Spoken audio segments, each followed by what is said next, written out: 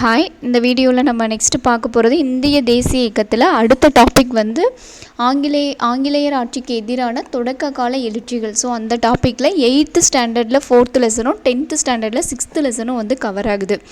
8th 4th lesson, 10th வந்து பார்த்திங்கன்னா 6th lesson cover ஆகுது. ஸோ ஃபஸ்ட்டு நம்ம 8th பார்த்துடலாம். 8th கொஞ்சம் படிச்சிட்டோம் அப்படின்னா பாயிண்ட்ஸ் வந்து கொஞ்சம் கம்மியாக இருக்குது. 10th இதை வந்து கொஞ்சம் ப்ரீஃபாக கொடுத்துருக்காங்க.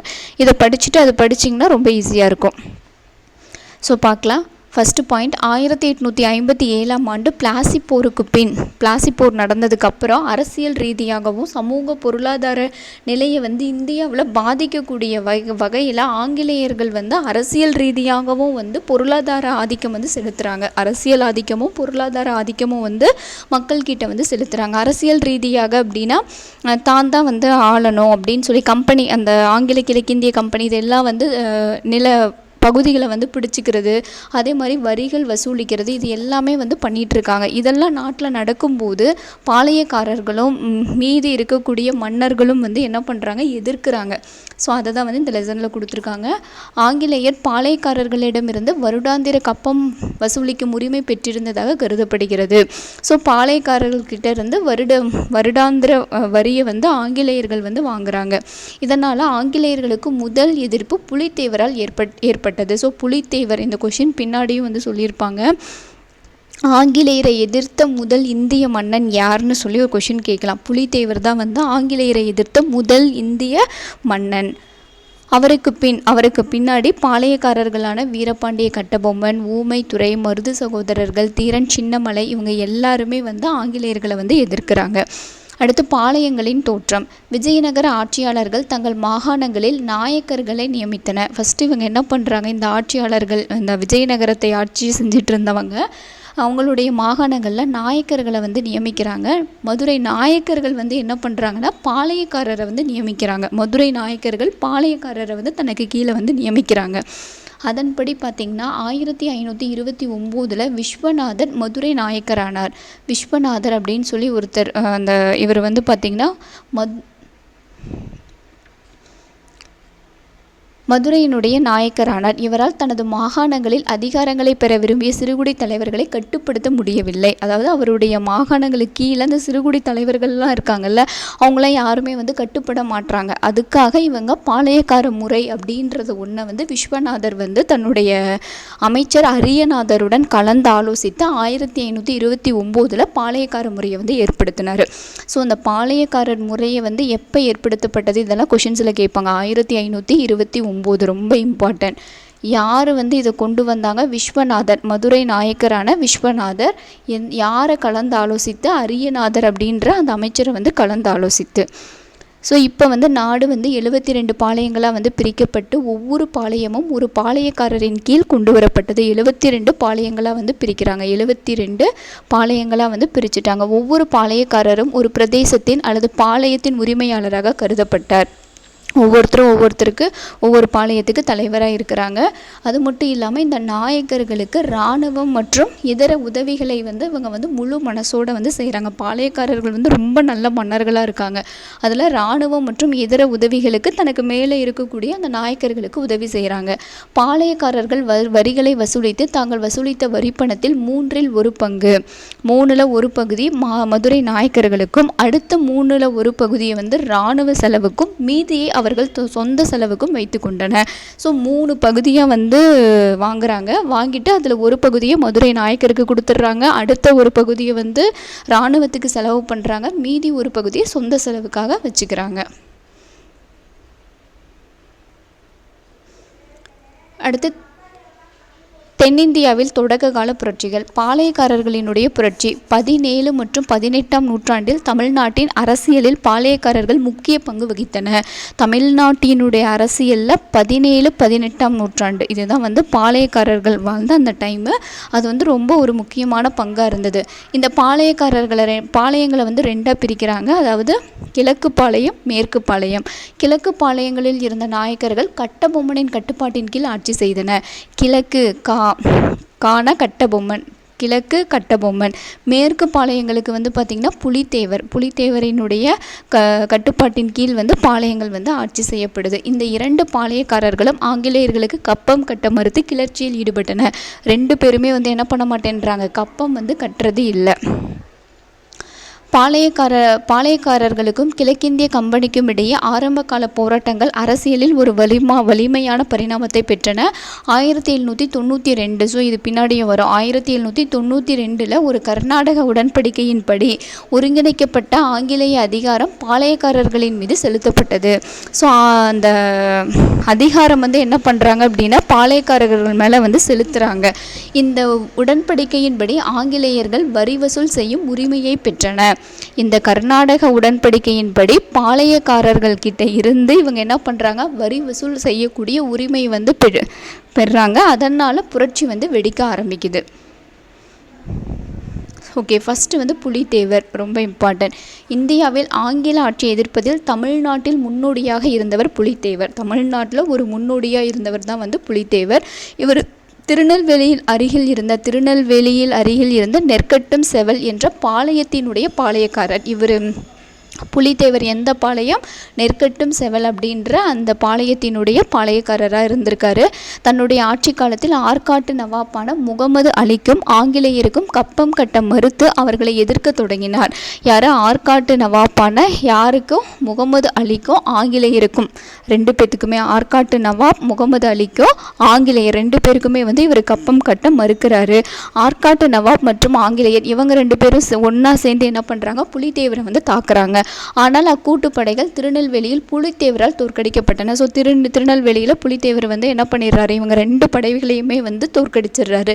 இந்தியாவில் ஆங்கிலேயருடன் போரிட்டு அவர்களை தோற்கடித்த முதல் இந்திய மன்னர் பாருங்கள், முதல் இந்திய மன்னர் யார் அப்படின்னா புலித்தேவர் தான்.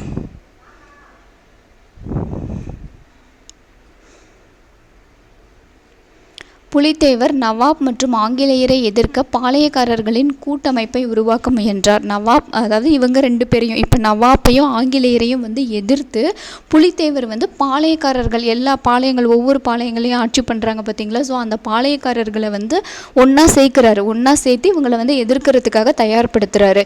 அப்போது 1759 யூசப் கான் தலைமையிலான ஆற்காட்டு நவாப்பின் படைகள் நெற்கட்டும் செவலை தாக்கின.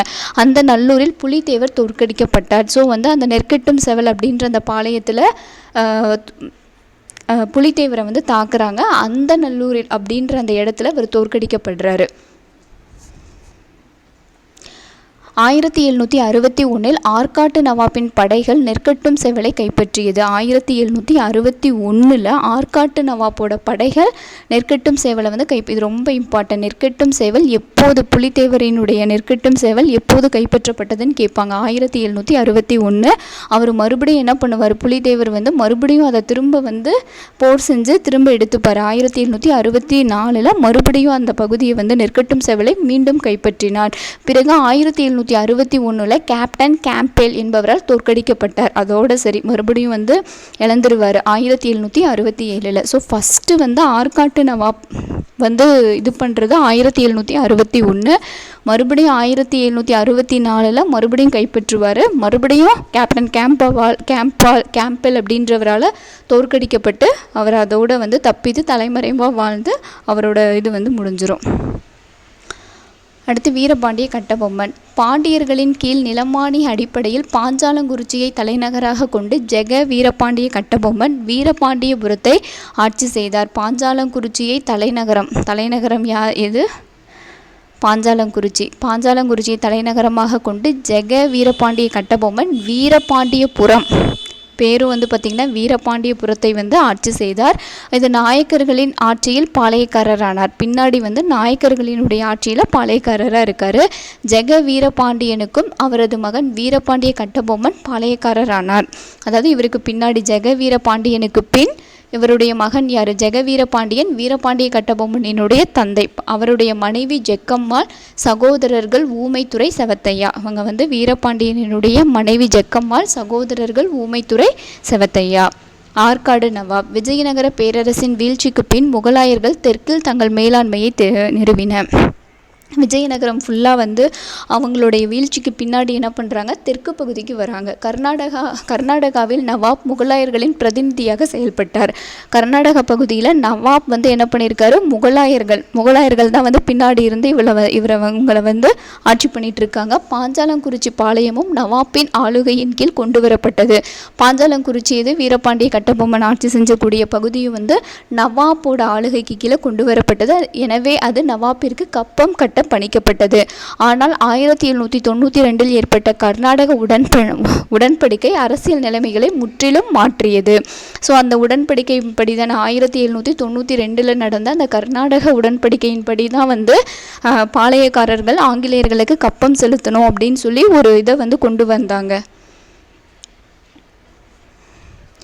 பாருங்கள், இதுலேயும் அதே தான். பாஞ்சாலங்குறிச்சியிலிருந்து வரி வசூல் செய்யும் உரிமையை வந்து பெற்றது. கப்பம் வசூலித்தது. அந்த கப்பம் வசூலிக்கிறது தான் கட்டபொம்மனுக்கும் ஆங்கிலேயருக்கும் இடையான ஒரு முதன்மையான மோதலுக்கான காரணம். இவங்க 2 பேருக்கும் முதன்மை காரணம் என்ன அப்படின்னா வரி வசூல் செஞ்சது தான். ஆங்கிலேயர்கள் கப்பம் கட்ட சொன்னது தான் வந்து முதன்மையான காரணம்.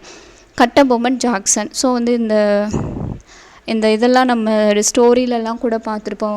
வீரபாண்டிய கட்டபொம்மன் நாடகத்திலலாம் வந்து ஜாக்சன் வச்சு பேசுகிறதெல்லாம் நம்ம பார்த்துருப்போம். ஸோ அவர் தான் ராமநாதபுர கலெக்டர் காலின் ஜாக்சன். ராமநாதபுரத்தினுடைய கலெக்டராக இருக்கிறவர் தான் இந்த காலின் ஜாக்சன். 1798 நிலுவைத் தொகையை செலுத்த சொல்லி கட்டபொம்மனுக்கு கடிதங்கள் எழுதினார். ஸோ வந்து கப்பம் செலுத்துறதுல நிலுவைத் தொகை இருந்திருக்கு, அதை வந்து திருப்பி செலுத்துங்க அப்படின்னு சொல்லி கடிதங்கள்லாம் எழுதுகிறாரு. எப்போ அப்படின்னா 1798. கட்டபொம்மனும் நாட்டின் பஞ்சத்தின் காரணமாக நிலுவையை செலுத்த சூழ்நிலையில் தான் இல்லை அப்படின்னு சொல்லி பதில் எழுதுகிறாரு. இதனால் கோபமடைந்த ஜாக்சன் என்ன பண்ணுறாரு, ஒரு படையை வந்து அனுப்புகிறாரு. இருப்பினும் சென்னை அரசாங்கம் கட்டபொம்மனுக்கு அழைப்பு அனுப்பி ராமநாதபுரத்தில் ஒரு கலந்துரையாடலுக்கு ஏற்பாடு செய்தது. ஸோ வந்து ஒரு கலந்துரையாடல் ஜாக்சனும் வீரபாண்டிய கட்டபொம்மனுக்கும் இடையில் ஒரு கலந்துரையாடலுக்கு ஏற்பாடு செய்கிறாங்க. 1798 கட்டபொம்மன் தனது கட்டபொம்மனினுடைய அமைச்சர் யார், சிவசுப்பிரமணியத்துடன் ராமநாதபுரத்தில் கலெக்டரை சந்தித்தார். 1080 பக்கோடா பாக்கியை தவிர பெரும்பாலான வரியை கட்டபொம்மன் செலுத்திவிட்டதை கணக்குகள் சரிபார்த்தலுக்கு பின் அறிந்த ஜாக்சன் சமாதானம் அடைந்தார். ஸோ அவர் எவ்வளோ கட்டணும், 1080 பகோடா. அந்த பக்கோடா அதை கட்டிட்டாங்க அப்படின்னா அவருடைய இது வந்து முடிஞ்சிருச்சு.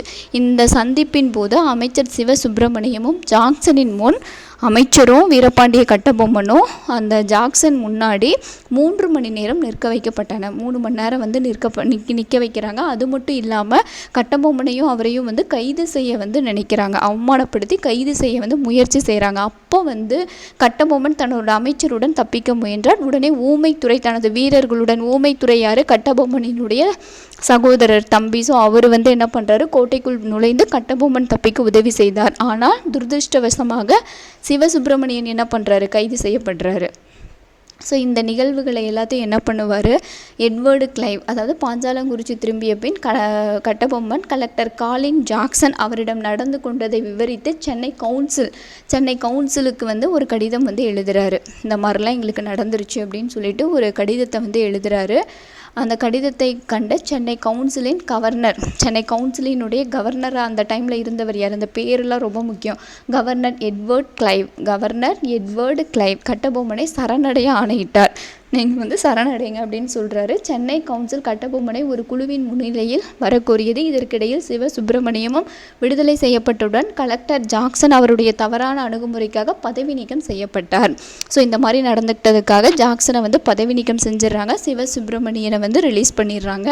அவருக்கு பின்னாடி ராமநாதபுர கலெக்டராக யார் வராரு, எஸ்ஆர் லூஷிங்டன் அப்படின்றவர் வந்து நியமிக்கப்படுறாரு. நெக்ஸ்ட்டு பாளையக்காரர்களினுடைய கூட்டமைப்பு.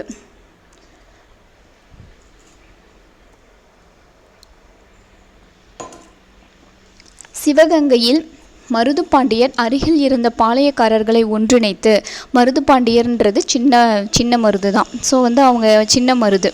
இவர் வந்து என்ன பண்ணுறாரு அப்படின்னா பாளையக்காரர்களை வந்து ஒன்றிணைச்சு, அதாவது நிறைய பாளையங்களில் இருக்கிறவங்களாம் ஒன்றிணைச்சு இப்போ எதிர்க்கணும் ஆங்கிலேயர்களை எதிராக தென்னிந்திய கிளர்ச்சியாளர்களின் கூட்டமைப்பு ஒன்றை உருவாக்கினார்.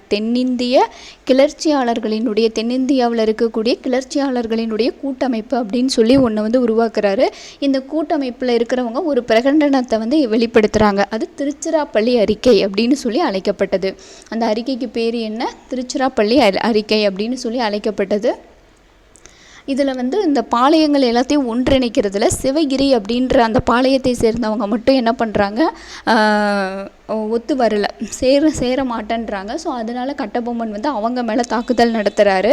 சிவகிரி பாளையக்காரர் கம்பெனிக்கு கப்பம் கட்டுபவராக இருந்ததால் கம்பெனி கட்டபொம்மனின் சிவகிரி மீதான படையெடுப்புகள் தங்கள் அதிகாரத்திற்கு விடப்பட்ட சவாலாக கருதினர். ஸோ வந்து இவங்க சிவகிரியை கட்டபொம்மன் தாக்குனதுனால ஆங்கிலேயர்கள் என்ன பண்ணுறாங்க, பாஞ்சாலங்குறிச்சிக்கு நோக்கி வந்து செல்ல போகிறாங்க. இப்போ பாஞ்சாலங்குறிச்சி எப்படி வந்து அவங்க தன்னோட கைக்குள்ளே கொண்டு வராங்க ஆங்கிலேயர்கள்? 1799 செப்டம்பர் 5ஆம் நாள் மேஜர் பானர்மேன் தன்னுடைய படையை பாஞ்சாலங்குறிச்சியை நோக்கி நகர்த்தினார்.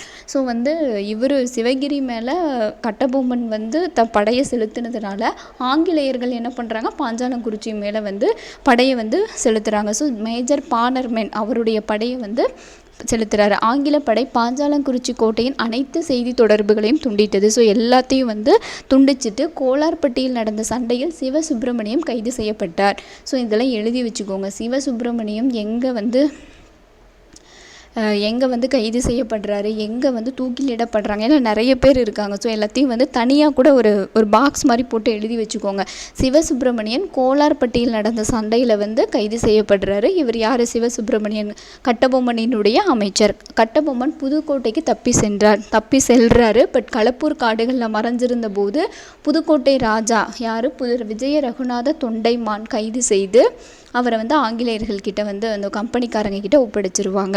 பாஞ்சாலங்குறிச்சி கோட்டை வீழ்ந்த பிறகு பாணர்மன் என்ன பண்ணுவார், அந்த கைதிகளை எல்லாம் விசாரிச்சுட்டு பின்ன எல்லாத்துக்கும் வந்து மரண தண்டனை விதிச்சிருவாங்க. நாகலாபுரத்தில் சிவசுப்பிரமணியன் தூக்கிலிடப்பட்டார். நாகலாபுரத்தில் சிவசுப்பிரமணியன் தூக்கிலிடப்படுறாரு. கைது எங்கே செய்கிறாங்க? கோலார்பட்டி சண்டையில் கைது செஞ்சு நாகலாபுரத்தில் தூக்கிலிடுறாங்க. அக்டோபர் 16ஆம் நாள் பாளையக்காரர் அவையின் முன் கட்டபொம்மன் விசாரிக்கப்பட்டார். என்னைக்கு? அக்டோபர் 16. அடுத்த நாள் அக்டோபர் 16 1799 அன்று கட்டபொம்மன் கயத்தாறு அப்படின்ற இடத்துல தூக்கிலிடப்பட்டார். ஸோ வந்து பாளையக்காரர்கள் முன்னாடி எல்லாம் வந்து விசாரணை செஞ்சுட்டு பாளையக்காரர் அவை முன்னாடி வந்து விசாரிக்கப்பட்டு 1799 அவரை வந்து தூக்கிலிடப்படுறார். அடுத்து வேலு நாச்சியார். இந்த வேலு நாச்சியார் பற்றி நம்ம ஆல்ரெடி தமிழில் ஒரு லெசன் படிச்சிருக்கோம். ஸோ அதே பாயிண்ட்ஸ் தான் இங்கேயும் வருது. அதில் முக்கியமாக அவங்களுடைய படை தளபதி, பெண் படை பிரிவினுடைய தளபதியாக இருக்கிறவங்க குயிலி, உடையாள் அப்படின்ற பெண்ணு. ஸோ இது எல்லாமே வந்து இந்த லெசன்லேயும் இருக்குது. சிவகங்கையினுடைய ராணி யார் அப்படின்னா வேலு நாச்சியார். 16 வயசில் சிவகங்கையினுடைய ராஜா முத்துவடுகநாதரை வந்து திருமணம் செஞ்சுக்கிட்டாங்க. 1772 ஆற்காடு நவாப் மற்றும் பிரிட்டிஷ் படைகள் சிவகங்கையின் மீது போர் தொடுத்தன. 1772 அப்போ தான் வந்து சிவகங்கை வந்து என்ன ஆயிடுச்சு, ஆங்கிலேயர்கள் வந்து கைப்பற்றிட்டாங்க. அப்படே முத்துவடுகநாதரை காளையார் கோயில் போரில், எந்த போர்னு கேட்கலாம், காளையார் கோயில் போரில் தான் முத்துவடுகநாதர் வந்து இறந்து போயிடுறாரு. வேலு நாச்சியார் தன்னுடைய மகள் வெள்ளச்சி நாச்சியார் ரெண்டு பேர் என்ன பண்ணுறாங்க, விருப்பாட்சி அப்படின்ற திண்டுக்கல் அருகே இருக்கக்கூடிய திண்டுக்கல் மன்னர், திண்டுக்கல் அருகே உள்ள விருப்பாட்சியில் கோபால நாயக்கர் பாதுகாப்பில் வந்து 2 பேருமே இருக்காங்க. எத்தனை வருடங்கள்னு அப்படின்னா 8 வருடங்கள் வந்து இருக்காங்க. அந்த காலகட்டத்தில் வந்து வேலு நாச்சியார் சும்மா இல்லாமல் என்ன பண்ணுவாங்கன்னா ஒரு படையை வந்து என்ன பண்ணுவாங்க, தயார்படுத்துவாங்க. அப்போது அவங்களுடைய நுண்ணறிவு கொண்ட ஆயுதங்கள்லாம் இந்த ஆங்கிலேயர்கள் எங்கே வச்சிட்ருக்காங்க அப்படின்னு சொல்லி ஒரு நுண்ணறிவு படைப்பிரிவின் உதவியுடன் வந்து கண்டறிகிறார். பின்னர் தனது நம்பிக்கைக்குரிய படைத்தளபதி மற்றும் தொண்டர் குயிலி என்பவரால் ஒரு தற்கொலை தாக்குதலுக்கு ஏற்பாடு செய்தார். அது தானிய கிடங்கா இல்லை வந்து ஆயுத கிடங்கான்னு எனக்கு சரியாக ஞாபகம் இல்லை, தமிழ் புக்கில் படித்தோம். அதாவது இவங்களுடைய பெண் அந்த படைகள் எல்லாம் போவாங்க, இந்த மருது சகோதரர்களினுடைய அந்த இதில் வந்து என்ன பண்ணுவாங்கன்னா படைகள் எல்லாம் போவாங்க. அப்போது வந்து விஜயதசமி அந்த திருவிழா அன்னைக்கு வந்து பார்த்திங்கன்னா திண்டுக்கல் கோட்டையினுடைய கதவுகள் திறக்கப்படும். அன்னைக்கு எல்லாரும் வந்து உள்ளே போகிறாங்க. உள்ளே போயிட்டு இந்த குயிலின்றவங்க தனக்கு தானே நெருப்பை மூட்டி அந்த இதை வந்து ஏற்படுத்துவாங்க. ஸோ அப்போ வந்து அவங்க சிவகங்கையை வந்து மீண்டும் வந்து கைப்பற்றிடுவாங்க. ஸோ இதுதான் வந்து அங்கே நடக்கும். மருது சகோதரர்களின் உதவியுடன் சிவகங்கையை கைப்பற்றி மீண்டும் ராணியாக முடிசூட்டி கொண்டார். இந்தியாவில் பிரிட்டிஷ் காலனி ஆதிக்கத்தை எதிர்த்து போரிட்ட முதல் பெண்ணரசி ஆவார். ஸோ வந்து இந்தியாவில்னு பார்த்தோம் அப்படின்னா முதல் பெண் யார் அப்படின்னா இந்த வேலு நாச்சியார் அவர்கள் தான். அதாவது லக்ஷ்மிபாய்க்கு முன்னாடியே வந்து இவங்க வந்து எதிர்த்தவங்க வந்து வேலு நாச்சியார் அவர்கள் தான். இவர் தமிழர்களால் வீரமங்கை எனவும் தென்னிந்தியாவினுடைய ஜான்சி ராணி எனவும் அழைக்கப்பட்டார். வீரமங்கை, தென்னிந்தியாவின் ஜான்சி ராணி அப்படின்னு சொல்லி நம்ம அவங்கள வந்து அழைக்கிறோம். அடுத்து மருது சகோதரர்கள். பொன்னாத்தாள் மற்றும் மூக்கையா பழனியப்பன் ஆகியோரின் மகன்கள். பொன்னாத்தா, மூக்கையா இவங்களுடைய மகன்கள் தான் வந்து மருது சகோதரர்கள். மூத்த சகோதரர் பெரிய மருது, மூத்த பையன், அவரை வந்து என்னன்னு சொல்கிறாங்க பெரிய மருது, அதாவது வெள்ளை மருது எனவும் இளைய சகோதரரை சின்ன மருது அப்படின்னு சொல்லி அழைக்கிறாங்க. இவற்றில் மருது பாண்டியன் என்று அழைக்கப்பட்ட சின்ன மருது பிரபலமானவர். ஸோ இவங்க 2 பேரில் மருது பாண்டியன் அப்படின்னு சொல்லக்கூடிய சின்ன மருது, முன்னாடியே பார்த்தோம், மருது பாண்டியன் அப்படின்றவங்க சின்ன மருது தான். சின்ன மருது சிவகங்கையின் மன்னர் முத்துவடுகநாத பெரிய உடைய தேவரிடம் பணிபுரிந்தார். முத்துவடுகநாதர் கிட்ட தான் வந்து என்ன பண்ணுறாங்க, பணிபுரிஞ்சாங்க பாருங்கள். 1772 தான் சிவகங்கை வந்து என்ன ஆகுது, இழக்கப்படுது. முத்துவடுகநாதன் இறந்து போயிடுறாரு. ஸோ அது வரைக்கும் வந்து பணிபுரிஞ்சாங்க. 1772 ஆற்காட்டு நவாப்பின் படைகள் சிவகங்கையை முற்றுகையிட்டு அதனை கைப்பற்றியது. ஆற்காட்டு நவாப்பினுடைய படைகள் கைப்பற்றிடுறாங்க 1772.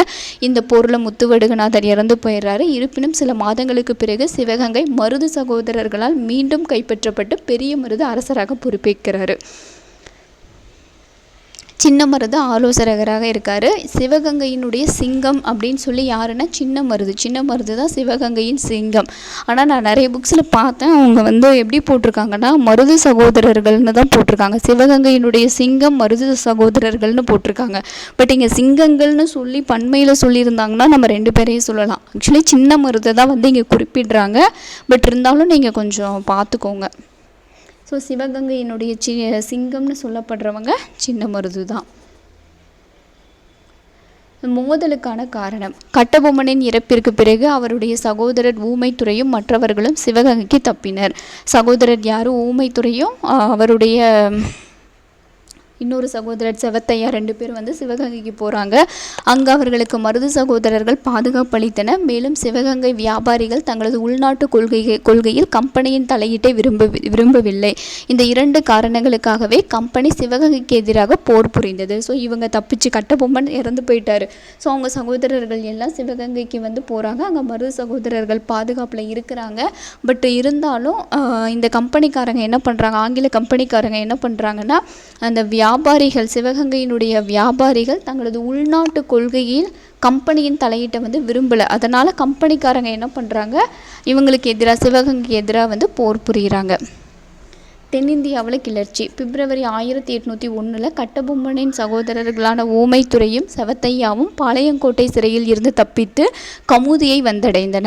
அங்கிருந்து தனது தலைநகர் சிறுவயலுக்கு அவர்களை சின்ன மருது அழைத்து சென்றார். ஸோ தலைநகராக இருக்கக்கூடிய சிறுவயல் அப்படின்ற பகுதிக்கு வந்து சின்ன மருது அழைத்து சென்றார். கட்டபொம்மனின் சகோதரர்கள் மீண்டும் பாஞ்சாலங்குறிச்சி கோட்டையை வந்து புனரமைச்சு மறுபடியும் வந்து படைகளை வந்து ரெடி பண்ணணும்னு நினைக்கிறாங்க.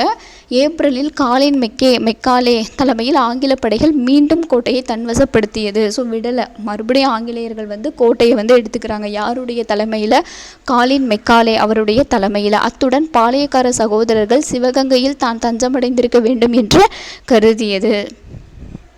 அது வரைக்கும் அவங்க சிவகங்கையில் இருக்கிறாங்க. ஸோ சிவகங்கையில் இருக்கிறதுனால ஆங்கிலேயர்கள் என்ன பண்ணுறாங்க, அவங்கள கொண்டு வந்து ஒப்படைக்கும்படி வந்து சொல்கிறாங்க. பட் ஆனால் அவங்க மருது சகோதரர்கள் மறுத்ததுனால மறுபடியும் இந்த சிவகங்கை மேலே வந்து என்ன பண்ணுறாங்கன்னா போரை வந்து ஆங்கிலேயர்கள் அறிவிக்கிறாங்க.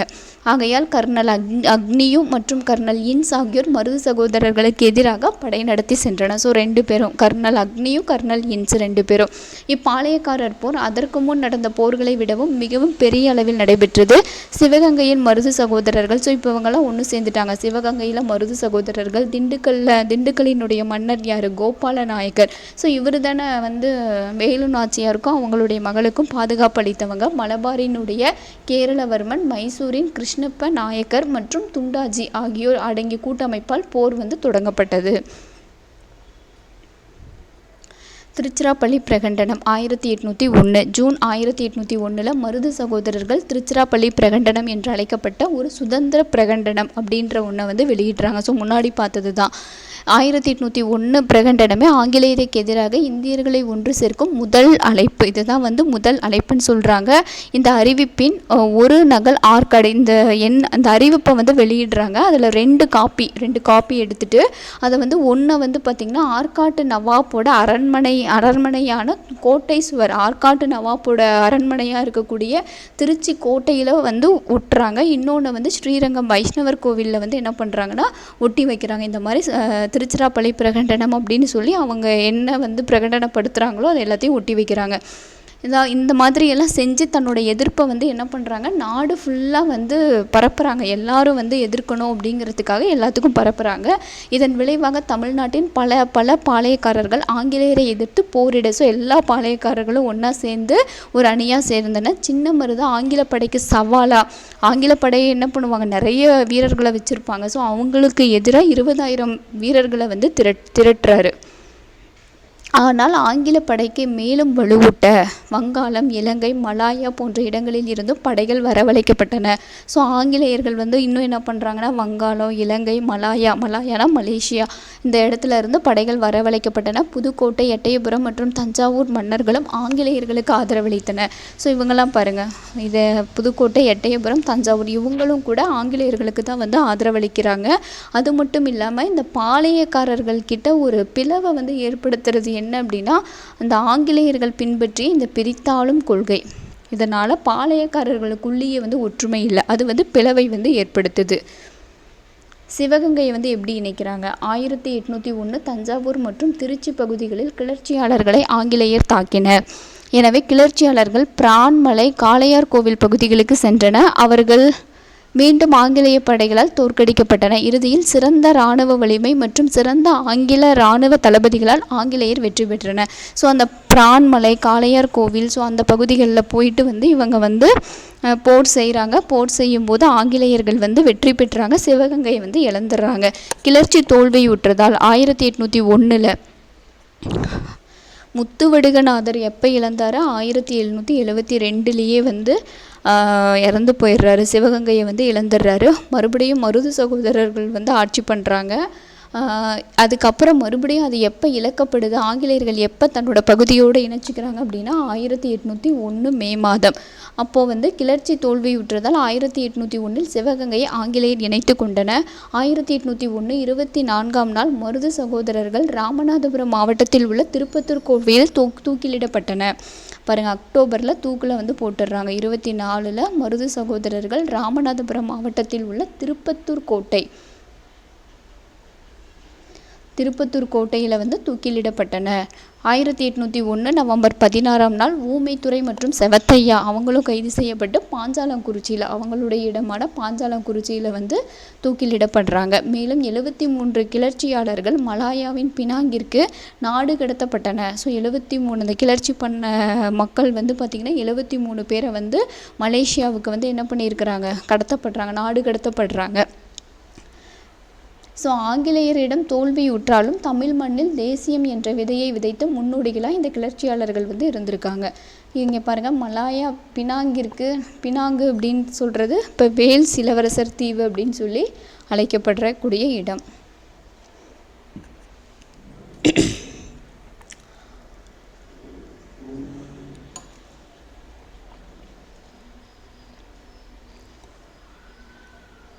1801ஆம் ஆண்டு கிளர்ச்சி ஆங்கில ஆவணங்களில் இரண்டாவது பாளையக்காரர் போர்.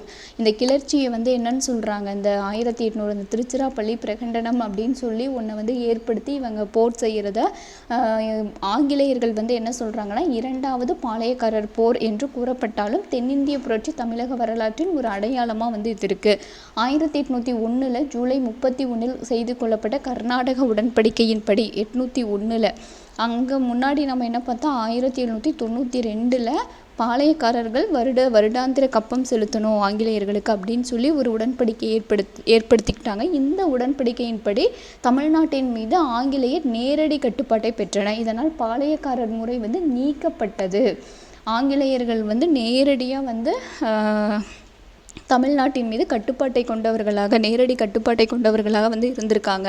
அது எப்போ அப்படின்னா 1801 கர்நாடக உடன்படிக்கை. இப்போ நான் சொன்னது 1892 இந்த டைமில் தான் வந்து இந்த பாளையக்கார முறை வந்து நீக்கப்படுது.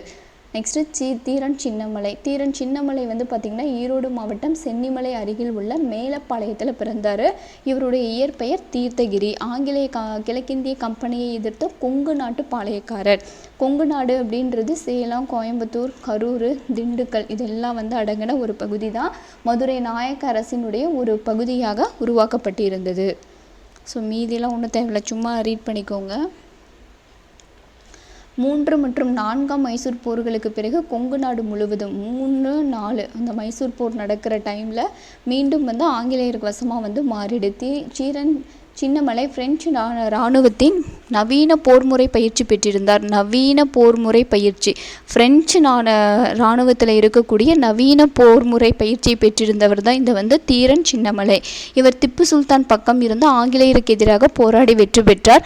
திப்பு சுல்தான் இறந்த பிறகு இவர் ஓடாநிலை அப்படின்றது ஒரு பிளேஸ், அந்த இடத்துல இருந்து தொடர்ந்து திப்பு சுல்தான் இறந்து போயிட்டார், இருந்தாலும் இவர் அந்த பிளேஸில் இருந்து ஆங்கிலேயர்களை வந்து எதிர்த்தார். 1800 கோயம்புத்தூர் ஆங்கிலேயரை வந்து தாக்கிறதுக்காக மராத்தியர் மற்றும் மருது சகோதரர்களினுடைய உதவியை வந்து பெற முயன்றார். ஆனால் துரதிருஷ்டவசமாக என்ன பண்ணுவார், தனியாக மாட்டிக்குவார். ஸோ அங்கே வந்து அவர் வந்து தோற்கடிக்கப்பட்டுறாரு.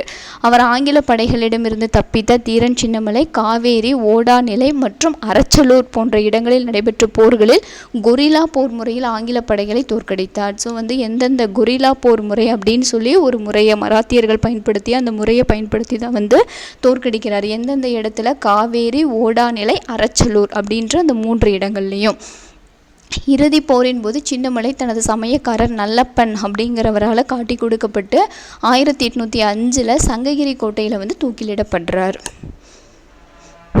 ஒவ்வொருத்தரும் ஒவ்வொரு பிளேஸ். இப்போ மருது சகோதரர்கள் வந்து பார்த்திங்கன்னா ராமநாதபுரத்தில், அதே மாதிரி கட்டபொம்மன் கயத்தாறு, கட்டபொம்மனினுடைய சகோதரர்கள் பாஞ்சாலக்குறிச்சி, அந்த மாதிரி ஒவ்வொரு இடத்துல வந்து தூக்கில் வந்து போட்டுடுறாங்க. நெக்ஸ்ட்டு ரொம்ப இம்பார்ட்டன்ட் வேலூர் கழகம், பெரும்புரட்சி 2 தான் பார்க்க போகிறோம். வேலூர் கழகம் 1806 வந்து நடைபெற்றது. மறக்கவே கூடாது, 1806. 4ஆம் மைசூர் போருக்கு பின்னாடி திப்பு தான் இறந்து போயிடுறாரு. ஸோ திப்புவின் குடும்பத்தினர் வேலூர் கோட்டையில் சிறை வைக்கப்பட்டனர். 4வது மைசூருக்கு போருக்கு பின்னாடி அவங்களோட குடும்பத்தை வந்து சிறையில் வச்சிடுறாங்க. மைசூரின் ஹைதர் அலி, திப்பு சுல்தான் ஆகியோரின் பணியாளர்கள் மற்றும் வீரர்கள் 3000 பேரின் சொத்துக்கள் பறிமுதல் செய்யப்பட்டதால் அவர்கள் வேலூருக்கு அருகில் இடம் பெயர்ந்தனர். வேலூருக்கு பக்கத்தில் எல்லாத்தோட சொத்துக்களும் வந்து பிடுங்கிக்கிறாங்க இந்த ஆங்கிலேயர்கள். ஸோ இதனால் அவங்க வந்து ஆங்கிலேயர்களை வந்து வெறுக்கவும் வந்து செய்கிறாங்க. வேலூர் கோட்டையானது பெரும்பாலான இந்திய வீரர்களை கொண்டிருந்தது. அதன் ஒரு பகுதியினர் அப்பொழுதுதான் 1800 நடைபெற்ற திருநெல்வேலி பாளையக்காரர் கிளர்ச்சியில் பங்கு பெற்றவர்களாகவும் இருந்தனர். ஸோ அங்கே இருக்கக்கூடிய அந்த வீரர்கள், இந்திய வீரர்கள் வந்து திருநெல்வேலி பாளையக்காரர்களினுடைய கிளர்ச்சியில் வந்து ஈடுபட்டவங்களாகவும் இருந்திருக்காங்க. வேலூர் கோட்டை தென்னிந்திய கிளர்ச்சியாளர்களின் சந்திப்பு மையமாக இருந்தது. எல்லாரும் சந்திக்கக்கூடிய, கிளர்ச்சி செய்யக்கூடியவங்க எல்லாரும் ஒன்றிணைஞ்சு சந்திக்கக்கூடிய ஒரு மைய இடமாக வந்து இருந்திருக்கு. 1803 வில்லியம் காவென்டிஷ் பென்டிங் என்பவர் சென்னை மாகாண கவர்னர் ஆனார். 1803 கவர்னராக இருந்தவர் யாருன்னு கேட்கலாம். William Cavendish Bentinck. அவரது காலத்தில் கட்டுப்பாடுகள். இவர் என்ன பண்ணுவாருன்னா, இந்த காவென்டிஷ் பெண்டிங் அப்படின்றவர் கவர்னராக இருக்கிறாரு. இவருடைய இராணுவ அதாவது சென்னை மாகாண படைத்தளபதியாக இருக்கக்கூடிய சர் ஜான் கிடராக் இவர் வந்து நிறைய சட்டங்களை வந்து போடுவார். இந்த வில்லியம் காவென்டிஷ் பெண்டிங் அதை வந்து நடைமுறைப்படுத்துறது சர் ஜான் கிரடாக் அப்படின்றவர். அதாவது இந்த தலைப்பாகை இந்த மாதிரி விஷயங்கள் எல்லாத்தையும் பண்ண சொல்லி என்ன பண்ணுவாங்கன்னா ரொம்ப கஷ்டப்படுத்துவாங்க. அதுக்கான காரணங்கள் என்னன்னு பாருங்கள். இந்த வேலூர் கழகம் எதனால் வந்தது அப்படின்னா, கடுமையான கட்டுப்பாடுகள், புதிய ஆயுதங்கள், புதிய முறைகள், புதிய சீருடைகள் என அனைத்தும் சிப்பாய்களுக்கு புதிதாக இருந்தன. எல்லாமே புதுசாக போட்டு அவங்கள வந்து சிப்பாய்கள்னால் இந்திய சிப்பாய்கள் தான் அவங்கள வந்து ரொம்ப துன்புறுத்துறது. தாடி மற்றும் மீசையை மலித்து நேர்த்தியாக வைத்துக்கொள்ள சிப்பாய்கள் கேட்டுக்கொள்ளப்பட்டன. தாடி வைக்கக்கூடாது, மீசையை வந்து மலிக்கணும், அந்த மாதிரியெல்லாம். சமய அடையாளம் இந்த மாதிரி விபூதி குங்குமம் அந்த மாதிரி வைக்கிறது, காதுகளில் வளையம் போடுறது இதெல்லாம் பண்ணக்கூடாது. ஆங்கிலேயர் இந்திய சிப்பாய்களை தாழ்வாக நடத்தியது மட்டுமல்லாமல் சிப்பாய்களிடையே இனப்பாரபட்சமும் காட்டின. ஸோ இதெல்லாம் தான் வந்து வேலூர் கழகத்துக்கான காரணமாக இருந்திருக்கு. அதனுடைய உடனடியாக ஏன் அந்த புரட்சி வந்து வெடிக்கணும் அப்படின்னா, ஜூன் 1806 இராணுவ தளபதி அக்னியோ ஐரோப்பிய தொப்பியை ஒத்திருந்த சிலுவை சின்னத்துடன், ஒரு தொப்பியில் சிலுவை சின்னத்தோடு இருக்குது, அந்த தொப்பியை வந்து எல்லாரும் வந்து போட்டுக்கணும் அப்படின்னு சொல்லிட்டு இவர் வந்து அறிமுகப்படுத்துகிறாரு. அதுக்கு பேர் அக்னியு தலைப்பாகை அப்படின்னு சொல்லி அதுக்கு பேர் வேற வச்சுக்கிறாங்க. இந்து மற்றும் முஸ்லீம் வீரர்கள் ஒன்றாக இதனை எதிர்த்தனர். இந்துக்களும் ஒத்துக்கல, முஸ்லீம்களும் வந்து ஒத்துக்கல. ஸோ இதை போடாததுனால ஆங்கிலேயர்கள் ரொம்ப அதிகமாக வந்து வீரர்களை வந்து தண்டிக்கிறாங்க. இந்திய வீரர்கள் ஆங்கில அலுவலர்களை தாக்குவதற்கு ஒரு வாய்ப்பினை எதிர்பார்த்து காத்திருந்தனர். திப்பு குடும்பத்தினரும் இதில் பங்கெடுத்து கொண்டனர். திப்புவின் மூத்த மகன் பதே ஹைதர் ஆங்கிலேயருக்கு எதிரான ஒரு கூட்டமைப்பை ஏற்படுத்த முயன்றார். திப்புவினுடைய மகன் யார்? பதே ஹைதர்.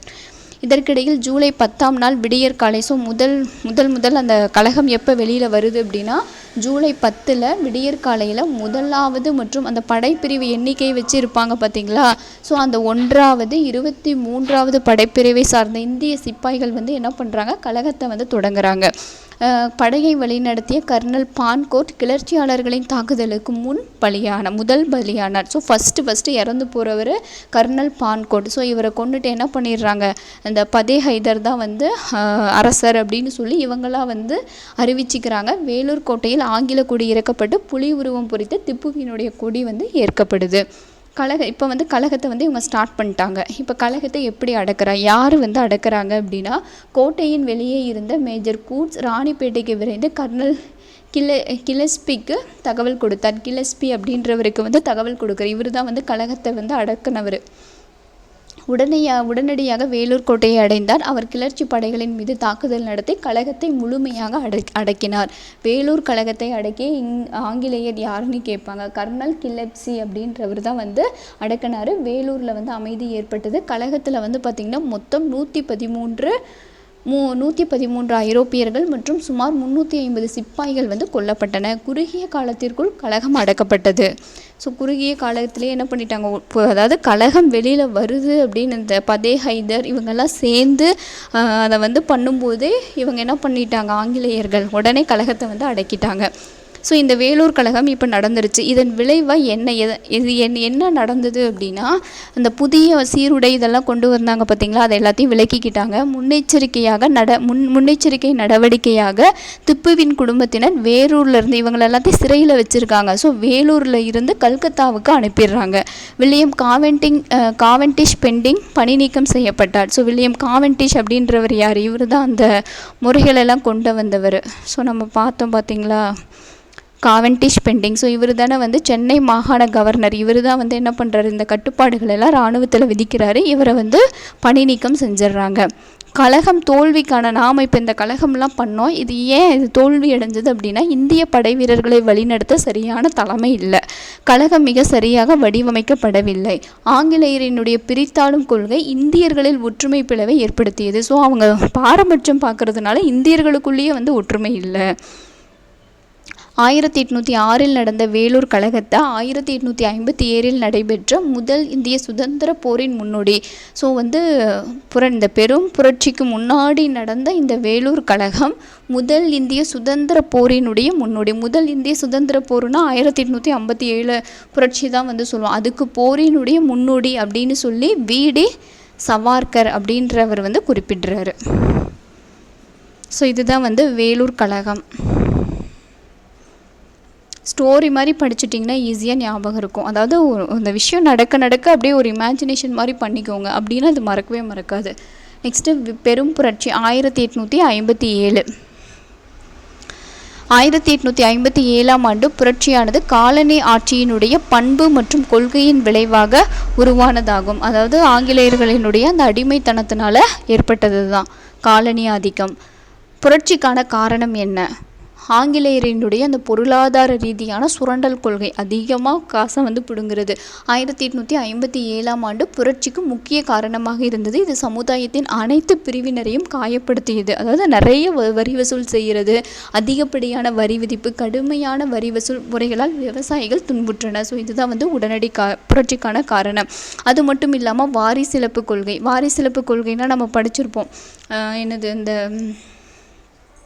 வாரிசு இல்லை அப்படின்னு சொல்லிட்டு அவங்களோட பகுதியெல்லாம் வந்து எடுத்துக்கிறது, அதுதான் வாரிசிலப்பு கொள்கை. துணைப்படை திட்டம் மற்றும் பல கட்டுப்பாடுகள் இதெல்லாம் மக்களிடையே வந்து அதிருப்தியை ஏற்படுத்துது. மேலும் முறையற்ற வகையில் அயோத்தியை இணைத்தும் கூட ஆங்கிலேயரின் பிரதேச விரிவாக்க கொள்கை திருப்தி அடையவில்லை. முறையற்ற வகையில் அயோத்தியை வந்து இணைச்சாங்க. முறையே இல்லாமல், எந்த ஒரு இதுவுமே இல்லாமல் அயோத்தியை வந்து இணைச்சிக்கிட்டாங்க. கிறிஸ்தவ சமய பரப்பு குழுவினரின் மதம் மாற்ற நடவடிக்கைகள் மக்களால் அச்சத்துடனும் சந்தேகத்துடனும் பார்க்கப்பட்டது. ஸோ கிறிஸ்டியனாக வந்து மாற சொல்லி பண்ணுறது அந்த ஒரு இது.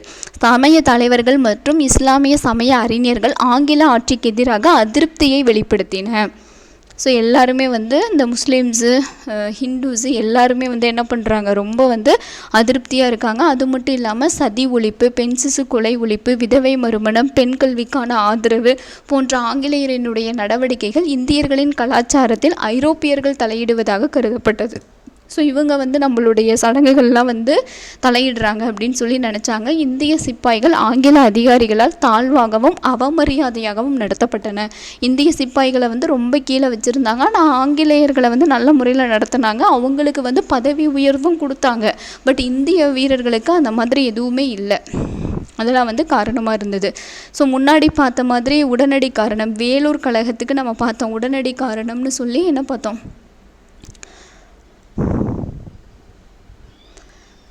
அந்த தலைப்பாகை, அந்த கிறிஸ்டியன் அந்த சிம்பிள் போட்டு அந்த தலைப்பாகையை வந்து அணியணும் அப்படின்னு சொல்லி பார்த்தோம். அதை வந்து இந்து முஸ்லீம் வீரர்கள் வந்து ஒன்றா சேர்ந்து வந்து எதிர்த்தாங்க. அதுதான் வந்து உடனடி காரணம். அதே மாதிரி இதில் வந்து பார்த்திங்கன்னா உடனடி காரணம் அப்படின்றது தோட்டா, இந்த பன்றி பசுவினுடைய கொழுப்படங்கி அந்த தோட்டாவை வந்து யூஸ் பண்ண சொன்னது தான் வந்து உடனடி காரணமாக இருந்தது. ஸோ ரெண்டையும் ஞாபகம் வச்சுக்கோங்க. அதுக்கு வந்து மேலே தலைப்பாகை, வேலூர் கழகத்துக்கு தலைப்பாகை. இதில் வந்து பெரும் புரட்சிக்கு வந்து பார்த்திங்கன்னா தோட்டாவை வந்து வாயில் வச்சு இழுக்கணும். இராணுவத்தில் அறிமுகப்படுத்தப்பட்ட என்ஃபீல்டு ரக துப்பாக்கி, இந்த என்ஃபீல்டு ரக துப்பாக்கி தான் வந்து உடனடி காரணமாக இருந்தது. இந்த வகை துப்பாக்கியில் குண்டுகளை நிரப்புவதற்கு முன் அதன் மேலுறையை பற்களால் கடித்து நீக்க வேண்டும்.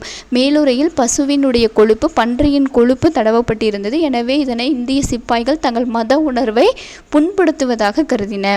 ஸோ வந்து மதம் சார்ந்து ரெண்டு பேருமே வந்து யூஸ் பண்ண மாட்டேன்னு சொல்கிறாங்க. ஏனெனில் இந்துக்கள் வந்து பசுவை வந்து புனிதமாகவும் முஸ்லீம்கள் பன்றியை வந்து வெறுப்பவர்களாகவும் இருந்ததுனால வாயில் வைக்க வந்து ரெண்டு பேருமே வந்து கஷ்டப்பட்டாங்க. என்ஃபீல்டு துப்பாக்கியை பயன்படுத்த மறுத்த புரட்சியில் ஈடுபட்டன. இவ்வாறு கொழுப்பு தடவப்பட்ட அந்த தோட்டாக்கள் தான் புரட்சிக்கு அடிப்படை மற்றும் உடனடி காரணம். கழகத்தினுடைய தோற்றம். சரி, இந்த கழகம் எப்போ நடந்தது அப்படின்னா 1857 மார்ச் 29 பராக்பூரில் உள்ள வங்காள படைப்பிரிவை சேர்ந்த மங்கள் பாண்டே அவர் என்ன பண்ணுறாரு, அந்த தோட்டாவை வந்து வாயில் வச்சு இழுக்கிறதுக்கு பயன்படுத்த மறுத்து தன்னுடைய உயர் அதிகாரியை வந்து சுட்டு கொன்னதுனால அவர் கைது செய்யப்பட்டு விசாரணைக்கு பின் தூக்கிலிடப்பட்டார். மங்கள் பாண்டேவை தூக்கிலையும் வந்து போட்டுடுறாங்க. இந்த செய்தி பரவியதால் பல சிப்பாய்கள் புரட்சியில் ஈடுபட்டன. உடனே எல்லாரும் என்ன பண்ணுறாங்க, இந்திய சிப்பாய்கள் எல்லாருமே வந்து புரட்சியில் ஈடுபட ஆரம்பிச்சிடுறாங்க. ஸோ இதில் இப்போ கொஷின்ஸ் வரத்துக்கு நிறைய வாய்ப்பு இருக்குது. புரட்சி வந்து எப்போ ஸ்டார்ட் ஆனிச்சு அப்படின்னா 1857 மார்ச் 29 பராக்பூரில் இருக்கக்கூடிய வங்காள படைப்பிரிவை சார்ந்த மங்கள் பாண்டே அவரால் தான் வந்து இந்த புரட்சி வந்து மேலே எழும்ப ஆரம்பிக்குது. இந்த செய்தி கேட்டவுடனே எல்லாரும் அங்கங்கே புரட்சி பண்ண ஆரம்பிக்கிறாங்க. 1857 மே 10ஆம் நாள் மீரட்டில் 3ஆம் குதிரைப்படையை சேர்ந்த சிப்பாய்கள் சிறைச்சாலையை உடைத்து தங்களது சக படை வீரர்களை விடுவித்ததன் மூலம் வெளிப்படையாக புரட்சியில் ஈடுபட்டனர். ஸோ இவங்களும் என்ன பண்ணுறாங்க, மே 10ஆம் தேதி மீரட்டில் அங்கங்கே 1857 அங்கங்கே புரட்சி பண்ணுறாங்க. மீரட்டில் 3ஆம் குதிரைப்படையை சேர்ந்த சிப்பாய்கள் அவங்க வந்து சிறைச்சாலையை உடைச்சி உள்ளே இருக்கக்கூடிய அந்த சக படை வீரர்களை எல்லாம் விடுவிச்சு புரட்சியை வந்து காமிக்கிறாங்க. உடனே 11வது மற்றும் 20வது உள்ளூர் காலாட்படை, அங்கே வந்து குதிரைப்படை, இங்கே வந்து பார்த்திங்கன்னா 11வது 20வது உள்ளூர் காலாட்படையினருடன் இணைந்தனர். மேலும் சிலர் ஆங்கில அலுவலர்களை கொலை செய்ததுடன் டெல்லிக்கும் விரைந்தனர். ஸோ அவங்க வந்து என்ன பண்ணுறாங்க, இந்த 3ஆம் குதிரைப்படையை சேர்ந்த சிப்பாய்கள் எல்லாம் உடைச்சிட்டு இவங்க எல்லாரும் யார் கூட சேர்ந்துக்கிறாங்க அப்படின்னா 11 20வது உள்ளூர் காலாட்படையினருடன் இணைஞ்சு ஆங்கில அதிகாரிகளை வந்து கொலை செய்ய வந்து செஞ்சிடறாங்க. டெல்லிக்கும் வந்து போகிறாங்க. மே 11ஆம் நாள் 2ஆம் பகதூர் ஷா இந்தியாவின் பேரரசாக அறிவித்தனர். ஸோ அவரை வந்து அரசராக டெல்லிக்கு வந்து அந்த மீரட்டில் இருந்து வந்த அந்த சிப்பாய்கள் எல்லாம் என்னன்னு சொல்கிறாங்க, மே 11 2ஆம் பகதூர் ஷா தான் வந்து இந்தியாவினுடைய பேரரசர் அப்படின்னு சொல்லி அறிவிச்சிடுறாங்க. டெல்லி பெரும் புரட்சியின் மையமாகவும் பகதூர் ஷா அதன் அடையாளமாகவும் விளங்கினார். டெல்லியில் பயங்கரமாக புரட்சி, எல்லாரும் வந்து ஒன்றிணைஞ்சு புரட்சி செய்கிறாங்க. புரட்சி உடனே ஒவ்வொரு ஊர்லேயும் வந்து பரவுது. அப்போது லக்னோ, கான்பூர், ஜான்சி, பிரெய்லி, பீகார், பைசாபாத் மற்றும் வட இந்தியாவின் பல பகுதிகளில் கலகங்கள் ஏற்பட்டன. புரட்சியாளர்களுள் பலர் நிலக்கிழார்கள்னால் அந்த நில ஓனர்கள் தாங்கள் கொடுத்த பத்திரங்களை எரிக்க இதனை ஒரு நல்வாய்ப்பாக கருதினர். ஸோ வந்து அந்த நிலக்கிழார்கள்லாம் அந்த பத்திரம் மாதிரிலாம் கொடுத்து இந்த பண்ணியிருப்பாங்க இல்லையா, ஸோ அதெல்லாம் எரிக்கிறதுக்கு ஒரு வாய்ப்பாக வந்து நினச்சிக்கிட்டாங்க. மத்திய இந்தியாவில் புரட்சி ஜான்சியின் ராணி லக்ஷ்மிபாய் அவர்களால் வழிநடத்தப்பட்டது. ஸோ மத்திய இந்தியாவில் ராணி லக்ஷ்மிபாய் அவங்க தான் வந்து வழி நடத்தினாங்க. இந்தியாவில் மாபெரும் தேசபக்தர்களுள் ஒருவர் சர் ஹக்ரோஸ் அப்படின்றவர் ஜான்சியை வந்து ஆக்கிரமித்தார். ஜான்சி அப்படின்ற அந்த பகுதியை வந்து ஆக்கிரமித்தவர் யார் அப்படின்னா சர் ஹக்ரோஸ் அப்படின்றவரால் வந்து கலகம் அடக்கப்பட்டது. இருந்து தப்பிய ராணி லக்ஷ்மிபாய் குவாலியரில் படையை தலைமையேற்று குவாலியரில் யார் தாந்தியா தோப்போடு இணைஞ்சு மறுபடியும் வந்து போர் செய்ய ஆரம்பிக்கிறாங்க. ஜான்சியை வந்து இழந்துட்டாங்க, இப்போ தாந்தியா தோப்பு கூட இணைந்து குவாலியரினுடைய படைக்கு வந்து தலைமை தாங்குறாங்க. ஆனால் ஆங்கில படை 1858 குவாலியரை வந்து கைப்பற்றிடுறாங்க. ராணி லக்ஷ்மிபாய் இறந்தும் போயிடுறாங்க. தாந்தியா தோப் கைது செய்யப்பட்டு தூக்கிலிடப்பட்டார். ஆங்கில வரலாற்று ஆசிரியர்களின் கூற்றுப்படி 1857 புரட்சியில் கலந்து கொண்ட தலைவர்களில் மிகவும் துணிச்சலானவர் யார் அப்படின்னா ராணி லக்ஷ்மிபாய் தான். ஆங்கில அரசு பலருடைய பட்டங்கள் ஓய்வூதியங்களை நீக்கியதால் ஆங்கில அரசை பழிவாங்குவதற்காக புரட்சியில் பல கலந்து கொண்டன. ஸோ ஒவ்வொருத்தரும் ஒவ்வொரு ரீசன். ஒருத்தர் வந்து பார்த்திங்கன்னா நில உரிமையாளர்கள் கொடுத்த அந்த இதெல்லாம் வந்து கிழிச்சு போடுறாங்க. இன்னொருத்தர் வந்து பட்டங்கள் ஓய்வூதியங்கள் இதெல்லாம் வந்து அந்த ஆங்கில அரசு வந்து நீக்கிறதுனால அதனால் கோபம் அடைஞ்சு சில பேர் பழிவாங்கிறதுக்காக புரட்சியில் வந்து ஈடுபட மொத்தத்தில் வந்து பார்த்திங்கன்னா ஆங்கிலேயர்கள் மேலே இருக்கக்கூடிய எதிர்ப்பு வந்து காமிக்கிறாங்க. கலகத்தை வந்து அடக்கிறது யாரு? கவர்னர் ஜெனரல் கானிங் பிரபு புரட்சியை அடக்க உடனடியாக நடவடிக்கை எடுத்தார். சென்னை, பம்பாய், இலங்கை மற்றும் பர்மாவில் இருந்து படைகளை வந்து வர வைக்கிறாங்க. அது மட்டும் இல்லாமல் சீனாவில் இருந்த அவரது சொந்த முயற்சியால் சீனாவில் இருந்த ஆங்கில படைகள் கல்கத்தாவுக்கு வரவழைக்கப்பட்டன. விசுவாசமான சீக்கிய படைகளை உடனடியாக டெல்லிக்கு விரைந்து செல்லுமாறு ஆணையிட்டார்.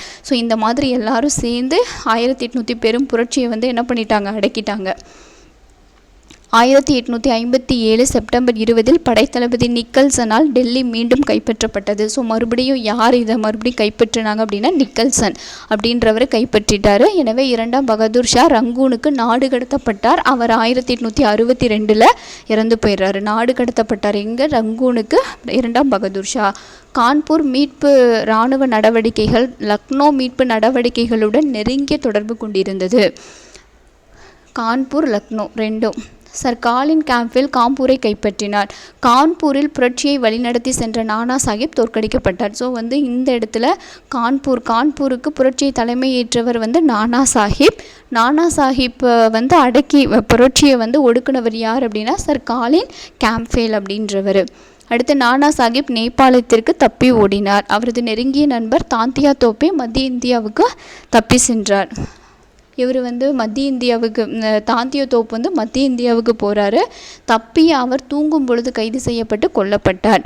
ராணி லக்ஷ்மிபாய் போர்க்களத்தில் கொல்லப்பட்டார். ஸோ எல்லாரும் அங்கங்கே இறந்து போயிடுறாங்க. கன்வர் சிங் மற்றும் கான் பகதூர் கான் ஆகிய இருவரும் போரில் இறந்தனர். கன்வர் சிங்கும் கான் பகதூர் கான் 2 பேருமே வந்து போரில் இறந்து போயிடுறாங்க. அயோத்தியில் பேகம் ஹஸ்ரத் மஹால் நேபாளத்தில் மறைந்து வாழும் நிலைக்கு தள்ளப்பட்டார். இவ்வாறாக புரட்சி முழுவதும் அடக்கப்பட்டது. 1859ஆம் ஆண்டு இறுதியில் பிரிட்டிஷ் அதிகாரம் மீண்டும் இந்தியா முழுவதும் நிறுவப்பட்டது. ஸோ 57 புரட்சி வந்து நடந்தாலும் 59 ஃபுல்லாக ஸோ எந்தெந்த பிளேஸில் வந்து யார் யார் தலைமை ஏற்றாங்க, யார் யார் வந்து அந்த கழகத்தை வந்து ஒடுக்குனாங்க அப்படின்றது தான் இதில் கொடுத்துருக்காங்க. ஸோ அதை வந்து இந்த டேப்லெட் காலத்தில் படிச்சிங்கன்னா தெரியும். பாருங்கள், டெல்லியில் வந்து 2ஆம் பகதூர் ஷா அவர் தான் வந்து தலைமை ஏற்றவர், இந்திய தலைவர். அதை அடக்கினவங்க வந்து ஜான் நிக்கல்சன். லக்னோவில் பேகம் ஹஸ்ரத் மஹால் அடக்குனவர் ஹென்ரி லாரன்ஸ். கான்பூரில் நானா சாஹிப். சர் காலின் கேம்ப்ஃபெல் அவர் தான் வந்து கழகத்தை வந்து ஒடுக்கினார். ஜான்சியில் ராணி லக்ஷ்மிபாய். குவாலியரில் தாந்தியா தோப். இவங்க வந்து இங்கே தோற்றுத்தினதுக்கு அப்புறம் தான் தாந்தியா தோப் கூட இணைஞ்சு குவாலியருக்கு போகிறாங்க. அடக்குனவர் ஜெனரல் ஹக்ரோஸ். ஸோ 2 பகுதியுமே ஜான்சி குவாலியர் 2மே. பிரெய்லி வந்து பார்த்திங்கன்னா கான் பகதூர் கான். அடக்குனவர் Sir Colin Campbell. Colin Campbell 2மே கான்பூர் பிரெய்லி 2யுமே வந்து ஒடுக்கியிருக்காரு.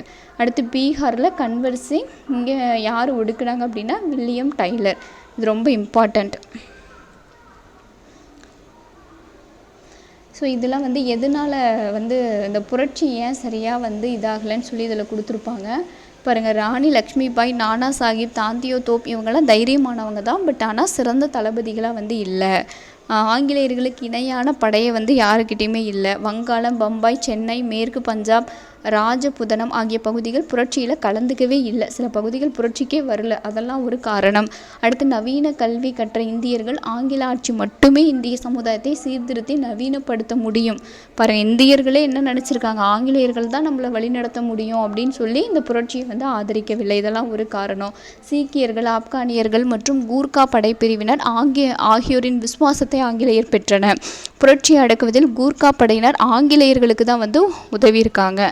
ஆங்கிலேயர்கள் சிறந்த ஆயுதங்கள், சிறந்த தளபதிகள் மற்றும் சிறந்த ஒருங்கிணைப்பை கொண்டிருந்தனர். ஸோ இது எதுவுமே நம்மக்கிட்ட இல்லை. அதனால் வந்து புரட்சியானது தோல்வியடைந்தது. ஸோ இந்த கலகம் நடந்துருச்சு. இதன் விளைவாக என்ன நடந்தது அப்படின்னா, இந்திய வரலாற்றில் ஒரு திருப்புமுனை ஏற்படுத்தியது. அது நிர்வாக முறை மற்றும் அரசின் கொள்கைகள்லேயே மாற்றங்களை வந்து ஏற்படுத்த வழிகொள்ளியது. 1858ஆம் ஆண்டு வெளியிடப்பட்ட விக்டோரியா மகாராணியின் பேரறிக்கை மூலம் இந்தியாவின் நிர்வாகம் கிழக்கிந்திய கம்பெனியிடம் இருந்து ஆங்கில அரசுக்கு மாற்றப்பட்டது. எந்த அறிக்கை மூலம்? விக்டோரியா மகாராணியினுடைய பேரறிக்கை 1858. ரொம்ப இம்பார்ட்டன்ட். அறிக்கையின்படி வந்து மாற்றப்பட்டது. கவர்னர் ஜெனரல் அப்படின்றவர் வந்து வைஸ்ராய் அப்படின்னு சொல்லி அழைக்கப்பட்டாங்க. இயக்குனர் குழு மற்றும் கட்டுப்பாட்டு வாரியம் நீக்கப்பட்டு இந்திய விவகாரங்களை மேற்பார்வையிட செயலரின் தலைமையில் 15 உறுப்பினர்களை கொண்ட ஒரு சபை, அதாவது ஒரு கவுன்சில், அதாவது இந்திய விவகாரங்களெல்லாம் பார்த்துக்கிறதுக்காக 15 உறுப்பினர்களை கொண்ட ஒரு கவுன்சில் வந்து ஏற்படுத்தப்பட்டது. இந்திய இராணுவம் முற்றிலும் மாற்றியமைக்கப்பட்டது. அதிகப்படியான ஆங்கிலேயர்கள் வந்தாங்க, பணியமைக்கப்பட்டாங்க. பிரித்தல் மற்றும் எதிர்த்தாக்குதல் என்ற கொள்கை ஆங்கில இராணுவ கொள்கையில் ஆதிக்கம் செலுத்தியது. பிரித்தல் மற்றும் எதிர்த்தாக்குதல். உண்மையில் 1857ஆம் ஆண்டு புரட்சி இந்திய மக்கள் அனைவரையும் ஒருங்கிணைத்து இந்தியா ஒரே நாடு என்ற உணர்வை கொண்டு வருவதில் ஒரே நாடு அப்படின்ற உணர்வை கொண்டு வருவதில் முக்கிய பங்கு வகித்தது. பெரும் புரட்சி நவீன தேசிய இயக்கம் தோன்ற வழிவகுத்தது. அதாவது நவீன தேசிய இயக்கம் தோன்ற வழிவகுத்தது எது அப்படின்னா பெரும் புரட்சி தான். 1857ஆம் ஆண்டு பெரும் புரட்சி 20ஆம் நூற்றாண்டின் தொடக்கமாக இருந்தது. இது எப்போ நடந்தது? 20ஆம் நூற்றாண்டினுடைய தொடக்கமாக இருந்தது. வி.டி. சவாக்கர் முன்னாடி என்ன சொல்லியிருந்தார்? முதல் இந்திய சுதந்திர போர் அப்படின்ற தன்னுடைய நூலில் 1857ஆம் ஆண்டு பெரும் புரட்சியை ஒரு திட்டமிடப்பட்ட தேசிய சுதந்திர போர் அப்படின்னு சொல்லி விவரிக்கிறார். ஒரு திட்டமிடப்பட்ட தேசிய சுதந்திர போர் அப்படின்னு சொல்லி விவரிக்கிறாரு. ஸோ இதெல்லாம் சும்மா நீங்கள் படிச்சுக்கோங்க. இதில் ஒன்றும் பாயிண்ட்ஸ் ஒன்றும் இல்லை. நம்ம பார்த்ததே தான் இருக்குது. புரட்சியில் வந்து முக்கியமானவங்க ராணி லக்ஷ்மிபாய். ஆங்கிலேய திப்பு சுல்தான் ஆங்கில கிழக்கிந்திய கம்பெனிக்கு எதிராக போரிட்டார். பிரெஞ்சு இராணுவத்தின் மூலம் தீரன் சின்னமலை பிரெஞ்சு இராணுவத்துக்கிட்ட இருந்து நவீன போர் முறையை வந்து தீரன் சின்னமலை வந்து கற்றறிஞ்சிருக்காரு. மருது சகோதரர்களினுடைய பெற்றோர்கள். கப்பம் வரி வசூல் செய்கிறது தான் வந்து என்னது கட்டபொம்மனுக்கும் ஆங்கிலேயர்களுக்கும் ஏற்பட்ட போட்டியினுடைய முதன்மை காரணம். ஆங்கிலேயர்கள் பெற்ற வரி வசூலிக்கும் உரிமையால் பாளையக்காரர்கள் கழகம் வெடித்தது. யார் வந்து பாளையக்காரர்களை வந்து நியமித்தாங்க? மதுரை நாயக்கர்கள். அதில் முக்கியமாக யார் அப்படின்னா அவர் பேர் வந்து அரியநாதர் அப்படின்றவர் வந்து அமைச்சர். அவருடைய பேர் வந்து ஃபஸ்ட்டு பாயிண்டில் இருக்கும். இந்த பாளையக்கார முறையை ஏற்படுத்தியவர் யாருன்னு சொல்லி கேட்பாங்கள்ல.